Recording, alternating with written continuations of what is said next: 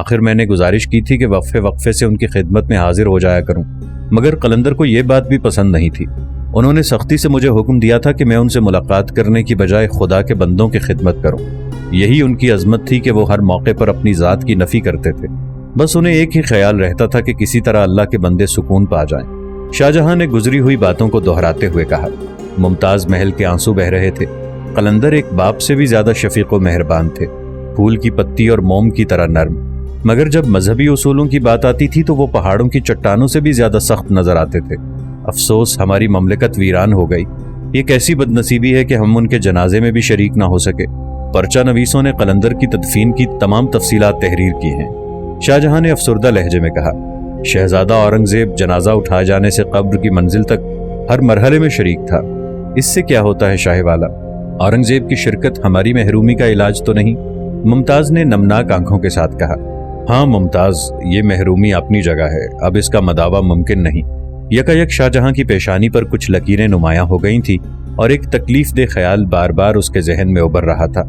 میں تو ڈرتا ہوں کہ کہیں ہندوستان پر کوئی آفت نازل نہ ہو جائے۔ یہ آپ کیا کہہ رہے ہیں شاہ والا؟ ممتاز نے گھبرائے ہوئے لہجے میں کہا۔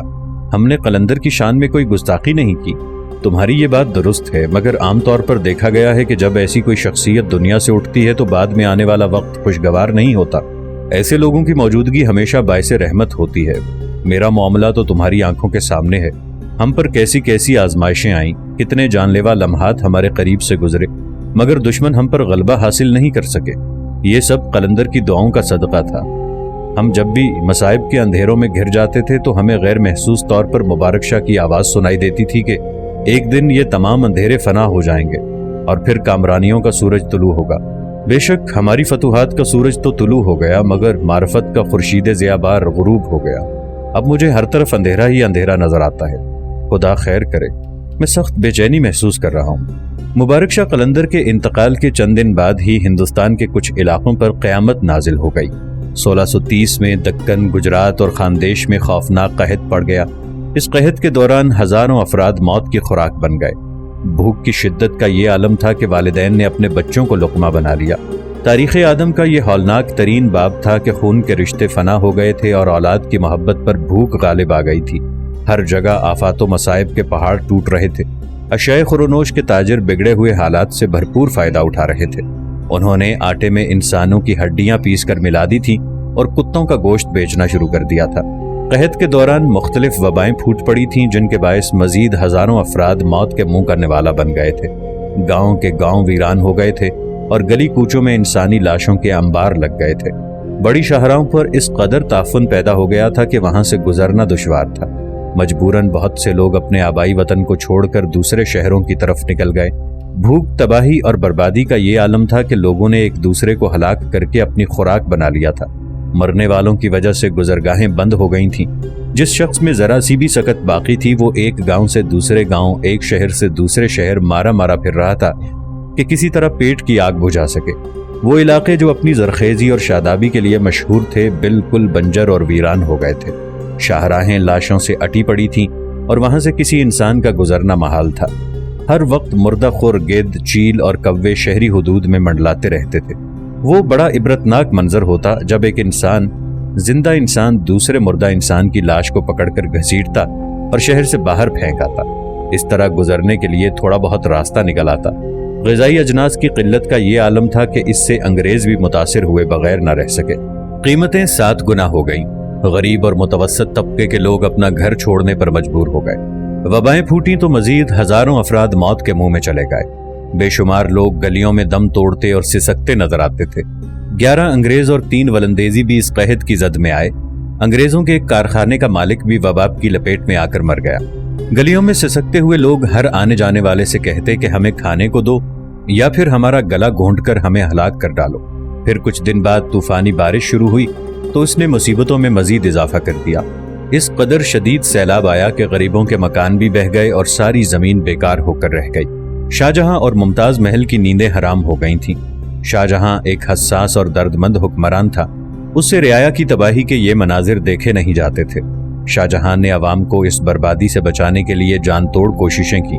اس نے فوری طور پر برہان پور، احمد آباد اور سورت کے کچھ علاقوں میں لنگر جاری کر دیے عوام میں روزانہ اشیاء خورونوش تقسیم کی جاتی۔ صرف برہانپور میں پیر کے دن قحط زدہ لوگوں میں 5,000 روپے بانٹے جاتے تھے۔ اس طرح شاہ جہان نے 5 مہینے کے مختصر سے عرصے میں 1 لاکھ روپیہ تقسیم کیا۔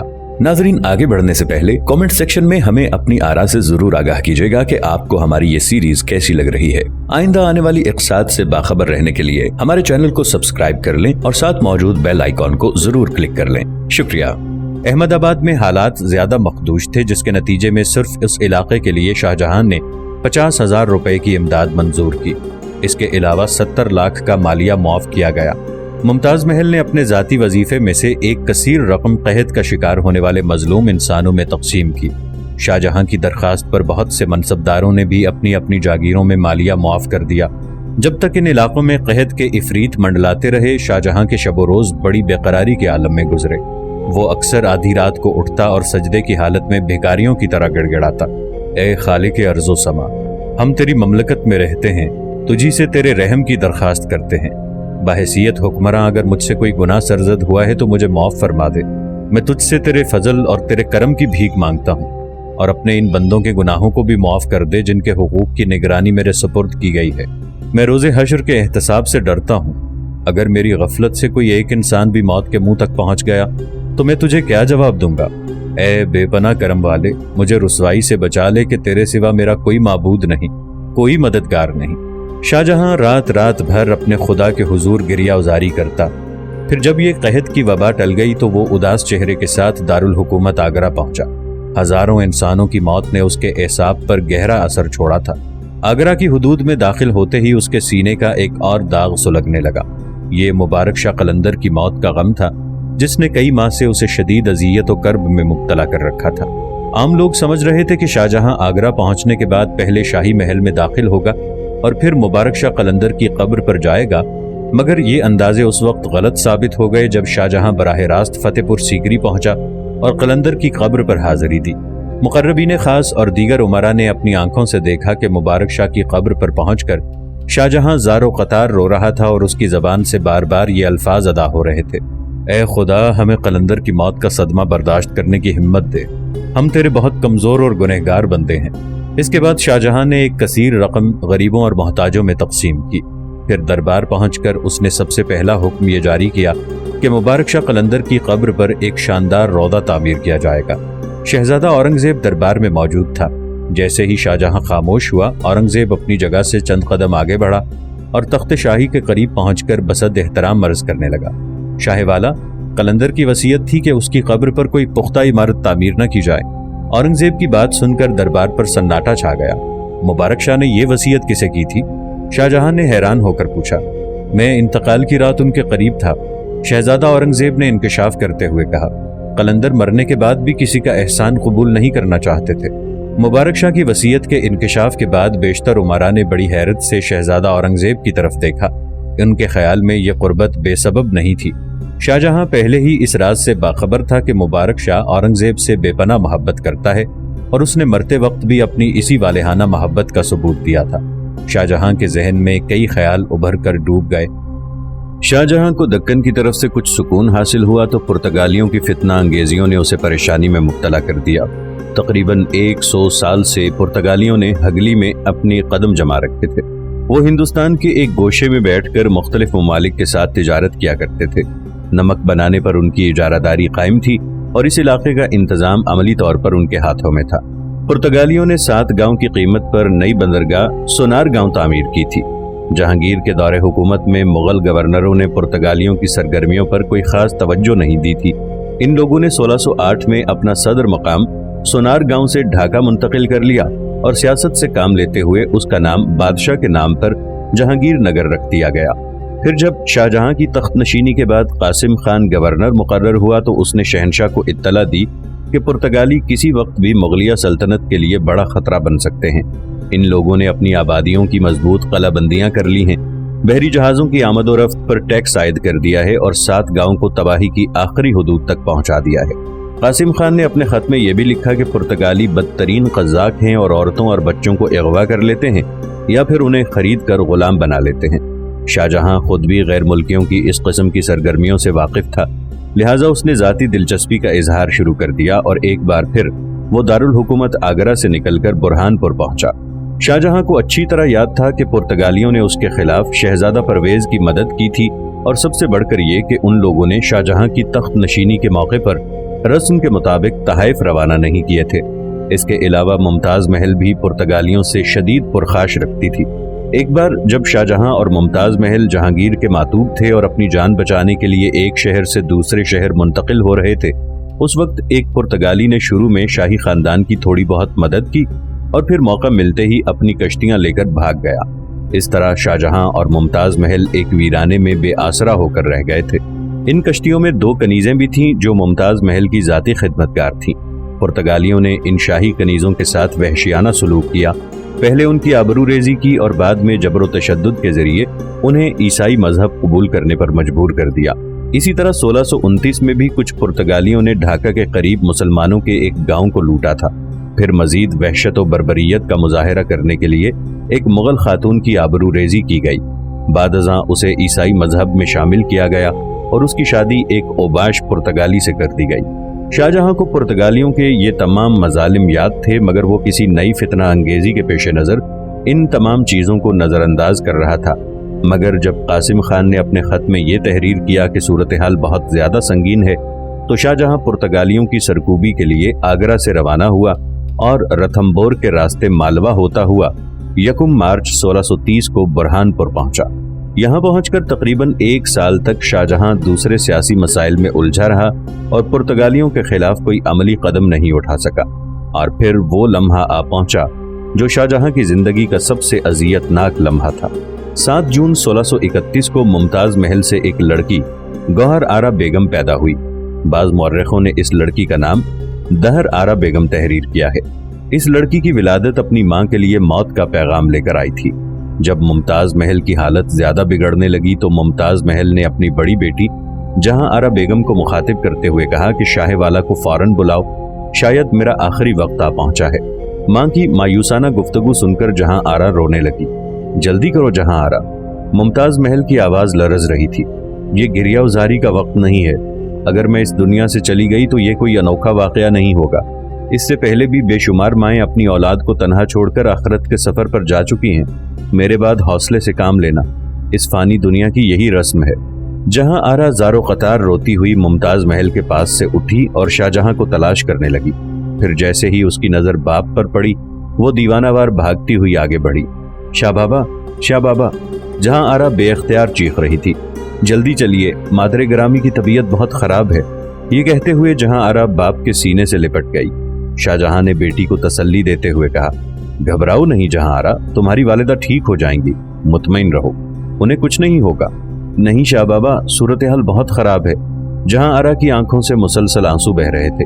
शाहजहां ने बेटी के कांधे पर हाथ रख दिया और उसे सहारा देकर उस कमरे में ले आया जहां मुमताज महल बिस्तर पर दराज थी।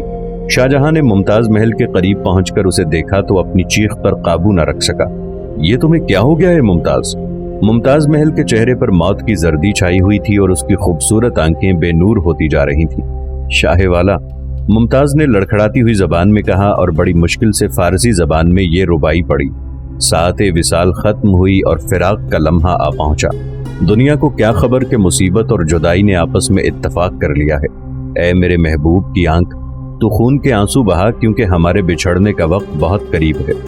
मुमताज महल की गम अंगेज गुफ्तगू सुनकर शाहजहां इस कदर बेकरार हुआ कि उसकी आंखों से भी आंसू जारी हो गए।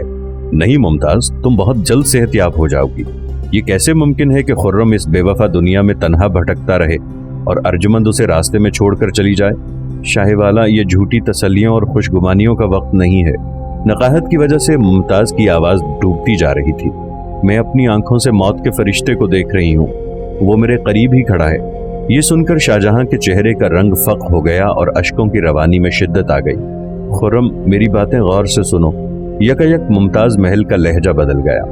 दमे रुखसत में हिंदुस्तान के शहनशाह को नहीं, महबूब को पुकार रही हूँ। इस तर्ज तखातुब पर शाहजहां लरज उठा और उसने घबरा कर मुमताज के दोनों हाथ अपने हाथों में ले लिए। अर्जुमन, तुम मुझे जिस नाम से भी चाहो पुकारो, ये तुम्हारा हक है। आज तुमने खुर्रम कहकर माजी को जिंदा कर दिया। काश हमारा माजी कभी फना ना होता और ये कायनात इसी मकाम पर ठहर जाती जहां मुमताज महल अर्जुमन थी और शाहजहां खुर्रम था। ہندوستان کا جرت مند اور بہادر حکمراں کسی بچے کی طرح رو رہا تھا۔ تم گواہ رہو خرم کہ میں نے کسی بھی حالت میں تمہارا ساتھ نہیں چھوڑا، وہ کانٹوں کا سفر ہو یا پھولوں کی راہ گزر، میں ہمیشہ تمہارے دوش بدوش چلتی رہی، مگر اب مجبور ہوں کہ چند ساعتوں سے زیادہ تمہارا ساتھ نہیں دے سکتی، اس لیے میری باتیں ذرا غور سے سنو۔ شاہجہاں نے بے قرار ہو کر اپنے ہونٹ ممتاز کے سرد ہاتھوں پر رکھ دیے۔ خدا نے تمہیں ایک عظیم الشان سلطنت کے ساتھ 4 بیٹے اور 4 بیٹیاں عطا کی ہیں، یہ میری نشانیاں ہیں، ان کی حفاظت کرنا، کہیں ایسا نہ ہو کہ کسی دوسری عورت کی اولاد میری ان نشانیوں سے برسر پیکار ہو اور میں حشر تک قبر میں تڑپتی رہوں۔ تمہارے بعد ہم نئی شادی کا تصور بھی نہیں کر سکتے۔ شدت غم سے شاہجہاں کے جذبات بے قابو ہو گئے اور وہ ہچکیوں کے ساتھ رونے لگا۔ بس آخری خواہش خرم، ممتاز محل کی آواز ڈوبتی جا رہی تھی، میری قبر پر اپنی محبت کی ایسی یادگار تعمیر کرانا کہ رہتی دنیا تک اس کی کوئی دوسری مثال پیش نہ کی جا سکے۔ پھر جب صدیاں گزرنے کے بعد اہل دل کے قافلے ادھر آئیں تو بے ساختہ پکار اٹھیں کہ یہاں ارجمند بانو سو رہی ہے، خرم کی جانثار کنیز۔ ان الفاظ کے ادا ہوتے ہی ممتاز کی حالت بگڑ گئی۔ میں جا رہی ہوں خرم، الوداع۔ ممتاز کی زبان سے لفظ ٹوٹ ٹوٹ کر ادا ہو رہے تھے۔ الفراق میرے محبوب، میرے آقا۔ پھر دیکھتے ہی دیکھتے خلوص و وفا کا زندہ مجسمہ بے جان ہو گیا۔ موت کے دراز ہاتھوں نے دنیا کی حسین ترین عورت کو مٹی کے ایک ڈھیر میں تبدیل کر دیا۔ انتقال کے وقت ممتاز محل کی عمر 42 سال تھی۔ ممتاز محل کو بطور امانت دریائے تاپتی کے کنارے دفن کر دیا گیا۔ جب ممتاز محل کا جنازہ قبر میں اتارا جا رہا تھا اس وقت شاہجہاں کی حالت غیر ہو گئی تھی۔ وہ دونوں ہاتھوں سے سر کو تھامے ہوئے قبر کے کنارے بیٹھ گیا۔ 2 دن سے نہ اس نے کچھ کھایا تھا اور نہ کپڑے تبدیل کیے تھے۔ شاہجہاں جیسا خوبصورت اور خوش لباس انسان ایک وحشی نظر آ رہا تھا۔ شدت غم سے اس کے چہرے کی ساری شادابی رخصت ہو گئی تھی اور برسوں کا بیمار دکھائی دے رہا تھا۔ ممتاز کا چہرہ کفن سے ڈھانپ دیا گیا تھا اور اس کے تابوت پر مٹی ڈالی جا چکی تھی، مگر شاہجہاں اسی طرح قبر پر ایک ہاتھ رکھے ہوئے اداس بیٹھا تھا اور اس کی آنکھوں سے اشکوں کا سیلاب جاری تھا۔ درباری امراء کچھ فاصلے پر کھڑے تھے، مگر کسی میں اتنی ہمت نہیں تھی کہ وہ شہنشاہ کو ممتاز کی قبر سے اٹھا کر شاہی محل لے جاتا۔ تمام امراء جانتے تھے کہ اگر شہنشاہ اسی طرح قبر پر بیٹھا اشک ریزی کرتا رہا تو اس کی جذباتی حالت مزید بگڑ سکتی ہے۔ مجبوراً کچھ امراء نے سید احمد قادری اور سید جلال گجراتی سے عرض کیا کہ آپ کسی طرح شہنشاہ کو یہاں سے دور لے جائیں تاکہ غم کا تسلسل ٹوٹ جائے، ورنہ ان کا ذہنی دباؤ بڑھ سکتا ہے اور پھر اس صدمے سے قلب بھی متاثر ہو سکتا ہے۔ سید احمد قادری اور سید جلال گجراتی صاحب معرفت بزرگ تھے۔ شہنشاہ ان دونوں کا بہت احترام کرتا تھا۔ امراء کے اصرار پر سید احمد قادری اور سید جلال گجراتی آگے بڑھے اور شہنشاہ سے محل چلنے کی درخواست کی۔ شاہ والا، صبر سے کام لیجئے کہ آفات و مصائب کے وقت صبر ہی مومن کی ڈھال ہے۔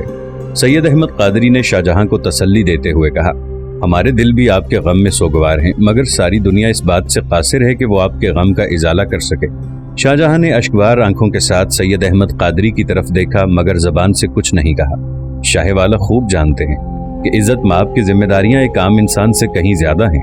سید جلال گجراتی نے بڑی ہوشمندی کے ساتھ شاہ والا کو سمجھانے کی کوشش کی۔